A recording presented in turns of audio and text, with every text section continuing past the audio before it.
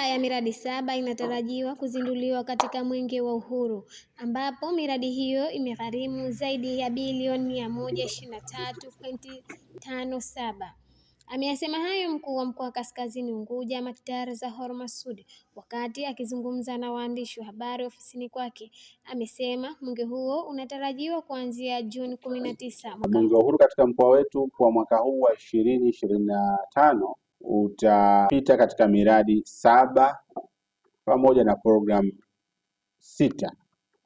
Katika miradi hiyo iko miradi minne ambayo tutakwenda kuweka mawe ya msingi, lakini pia tutakwenda kukagua miradi miwili, lakini pia na kufungua au kuzindua mradi mmoja. Miradi hii itahusisha miradi ya elimu, afya, kilimo, maji, barabara. Miradi hii ambayo itapitiwa 7 niliyotaja itagharimu zaidi ya shilingi bilioni 123.57, lakini pia kutakuwa na programu ya uhifadhi wa mazingira, programu ile ya Mama Samia ya kuhakikisha kuwa kuna nishati safi ya kupikia. Pia amewataka wananchi kushiriki katika mwenge huo ili kufikia lengo lililokusudiwa.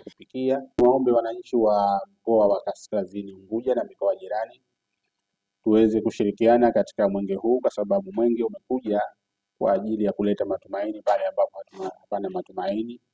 Kwa hiyo uzinduzi wa miradi hii, ukaguzi, lakini pia na uwekaji wa mawe ya msingi ni ishara na kielelezo cha mwenge wa uhuru katika kuleta matumaini. Miradi hii itakapokamilika na itakapofunguliwa itakwenda kuwanufaisha wananchi, na ndiyo dhana na dhamira ya mwenge wa uhuru, kuhakikisha kuwa inachochea maendeleo kila pahala.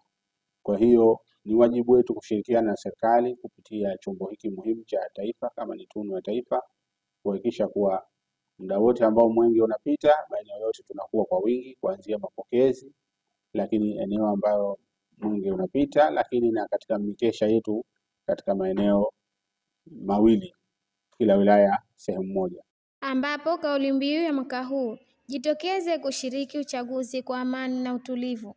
Asma Muhidini wa Afrat Online TV. Usisahau kusubscribe, kulike, kushare na kucomment. Afrat Online TV.